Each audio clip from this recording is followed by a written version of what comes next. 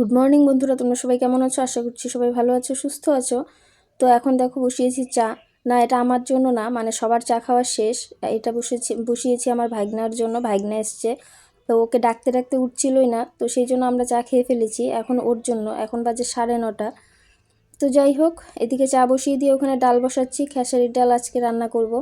তো আজকের ভিডিওটা তোমাদের সঙ্গে শেয়ার করব সকাল থেকে বিকেল পর্যন্ত আমার যাবতীয় কাজকর্ম। হ্যাঁ, সবটা তো সম্ভব না, কিছু কিছু।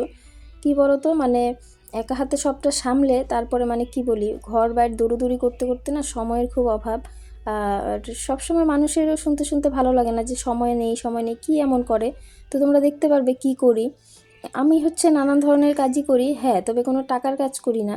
কিন্তু সংসারে নানান ধরনের কাজ থাকে, সেটাও যদি তুমি ঠিকঠাক করতে পারো তাতে কি হয় বলো তো, অনেকটা সঞ্চয়ও হয়, অনেকটা মানে ঠিকঠাকভাবে সংসারটাকে চালানো যায়। তো সেই জন্য কিন্তু বাড়ির মহিলাদের মানে খারাপ ভালো বলবো না, তবে একটু ঠিকঠাক হলে ভালো হয়, তাহলে সংসারটা মোটামুটিভাবে চলে যায়।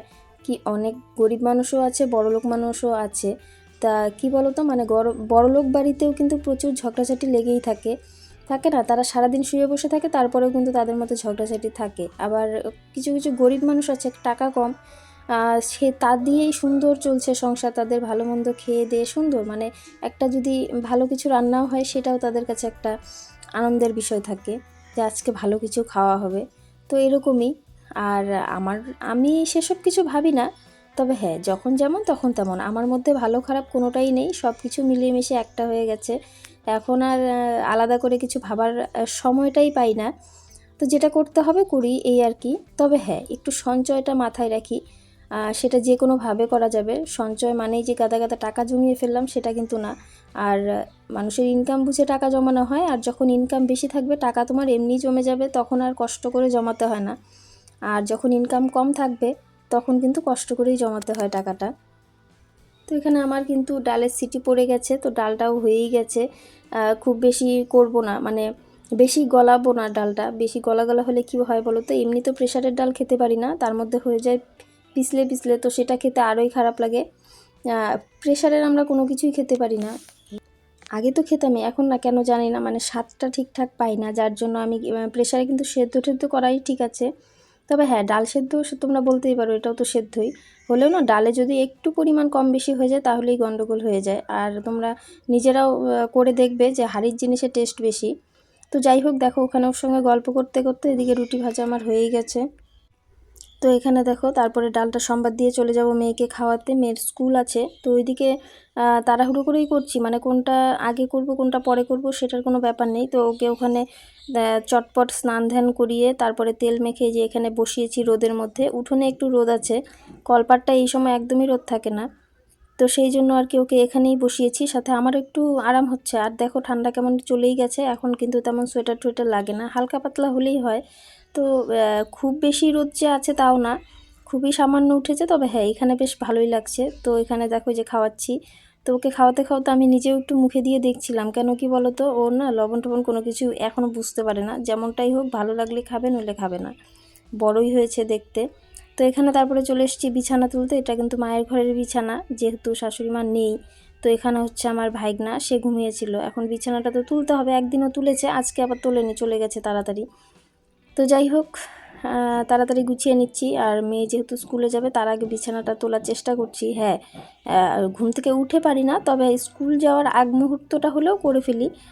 সব কিছু ফেলে রাখাটা ভালো লাগে না আর কি। আর যেহেতু হয় না, বাসি বলে তো একটা ব্যাপার থাকে আমাদের মধ্যে, যেহেতু আমরা বাঙালি, তার মধ্যে নিয়ম নিষ্ঠা একটু বেশিই করি। করি বলতে কি মানা হয় তেমন কিছুই না, তবে মানি। ছোটোবেলার থেকেই দেখে আসছি সবাই মানে, সেই সাথে সাথে আমিও চেষ্টা করি মানার, যদি ভালো হয়। হ্যাঁ, তবে কি ভালো হবে খারাপ হবে সেটা কিন্তু আমার জানা নেই। তো যাই হোক, এখানে বিছানাটা তোলা হয়ে গেল। এখন হচ্ছে ওকে রেডি করব, করে তারপরে তো স্কুলে পাঠিয়ে দিয়ে তারপরে চলে এসেছি। পিছনে প্রচুর খড়ি ছিল, আর আকাশটাও একটু মেঘলা মেঘলা হঠাৎ করেই হয়ে গেছে, মনে হচ্ছে যে বৃষ্টি নামবে নামবে। তো ভাবলাম যে বৃষ্টি যদি আসে তাহলে তো সমস্তটা ভিজে যাবে। তো সেই জন্য আর কি চলে এসেছি। মানে এটা অনেক দিন হয়েছে এনেছে, কিন্তু ওই ভেঙে গুছিয়ে নিবো নিবো করতে করতে এভাবেই গোটা গোটা, মানে এখান থেকে কেটে ভেঙে নিয়ে সাথে সাথে রান্না করছি, মানে গুছিয়ে রেখে রান্নাটা হচ্ছে না আর কি। তো ভাবলাম যে না, আজকে যদি বৃষ্টি আসে সমস্তটা ভিজে যাবে, তারপরে হবে না, তখন আবার টানাটানি করে সব রোদে দেওয়া অসুবিধে। তো সেই জন্য ভাবলাম যতটা সম্ভব করে রাখি। তারপরে তারপরে যতটুকু ভিজে যাবে সেটা আর কিছু করার নেই, কেন কি সময় খুব কম এখন। মেয়ে স্কুল থেকে এসেও পড়েছে, ওকে পাঠিয়ে দিয়ে তো এটা করতে আসিনি, পাঠিয়ে দিয়ে প্রচুর জামা কাপড় ছিল, সেটাকে ধুয়ে টুয়ে স্নান ধান সেরে তারপরে এসেছি এখানে খড়িগুলোকে গুছিয়ে নিতে। মেয়ের ক্যারাটে স্কুল আছে, তো কি বলো তো, ওকে নিয়ে যেতে হবে 3:30-র সময়। তো ওকে স্কুল থেকে আসার পরে খাইয়ে দাইয়ে দেখলাম যে 2:45 বাজে। তো ভাবলাম যে এখন কিছুটা সময় আছে, ওকে বলে এসেছি যে আধ ঘন্টা সময়, তার মধ্যে তুমি রেস্ট করো, আমি ওটা যতটা সম্ভব কেটে টেটে রেখে আসি। তো হলো ঠিক আছে। তো যাই হোক, এটা এখানে একটু তাড়াহুড়ো করেই করছি, খুব ভালো করে করছি না, ছোট ছোট করে টুকরো করে নিয়েছি, কেন কি একদম সুন্দর করে গুছিয়ে নিতে গেলে কিন্তু সময় বেশি লাগবে, আর বেশি করতেও পারবো না। তাও দেখো খুব বেশি করতে পারিনি, এখানে এতটুকু ছিল, আরও 8-10খানা বাস আছে এখানে। তো যাই হোক, এটা থাকবে। এটা যদি মানে আকাশটা ভালো থাকে, না ভেজে, তবে আগামী কাল করব। আর যদি বৃষ্টি হয়, ভিজে যায়, তাহলে তো কিছু করার নেই, আমার হাতে কিছুই নেই। তো যাই হোক, ওখানে একটা কাঠের তাকের মতন ছিল, তো সেটাকেও ভেঙে ঠেঙে সুন্দর গুছিয়ে নিলাম। তো সেগুলোকেও এখন নিয়ে গেলাম, নিয়ে গিয়ে যে বাইরে প্রচুর জামা কাপড় বললামই তোমাদের যে ধুয়েছি। আর কি বলো তো, শীতকালে কোনো জিনিসই না একদিনে শুকোয় না, আর আমার ধুতে ধুতে মোটামুটি 12টা বেজেই যায়, 12টা 12:30, তখন ধুলে কোনো জামা কাপড়ই শুকোতে যায় না। তো সেই জন্য এই যে এখানে দেখো আবার দড়িতে মেলে দিচ্ছি, সবটাই সারা রাত থাকবে এখানে, যেহেতু উপরে চালটা একটু বেশি আছে, তো এখানে থাকলে কোনো অসুবিধা নেই, হাওয়ায়ও কিছুটা শুকিয়ে যায়, সাথে মানে বাইরে মেলারও জায়গা থাকে, আর গন্ধটাও হয় না। তো যাই হোক, এখানে মেলে ঠেলে তারপরে চলে যাব রেডি হতে। আর রেডি হতেও কিন্তু কমটা সময় লাগে না, আর যেহেতু শাড়ি পরে যাব একটু তো সময় লাগবেই। তবে হ্যাঁ, সেরকম সাজগোজ তো করি না, তোমরা বুঝতেই পারবে কেন আমি সাজি না, হাতে খুবই কম সময়। এখন বাজে কটা, 3:15। তো আমি যদি 3:30-র মধ্যে বেরিয়ে যাই, 15 মিনিট হাতে টাইম, এই 15 মিনিট আমি সাজগোজ করব না শাড়ি পরবো। ঠিকঠাক যারা মানে সেইভাবে রেডি হয়ে বের হয়, তো তারা মোটামুটি 1-1.5 ঘন্টা আগেই শাড়ি পরা শুরু করে দেয়। তো সেখানে আমি 15 মিনিটে করছি, মানে বুঝতেই পারছো। তো আমার এসবের প্রতি কোনো আগ্রহই নেই, মানে সবটাই শেষ সারাদিনের কাজকর্মের মধ্যে। তো এখানে যে আমি রেডি হচ্ছে, ওইদিকে মেয়েও রেডি হয়ে গেছে। তো ওকে বললাম একটু জলের বোতলটা ভরে নিয়ে আয়, মানে আর সম্ভব হচ্ছে না, কত করব, হাঁটাচলা করতে করতে ভালোই লাগছিল না। তো যাই হোক, এরপর বেরিয়ে যাব ক্যারাটেতে, আর তোমাদেরকে দেখাবো পরের ভিডিওতে ক্যারাটে ক্লাসটা।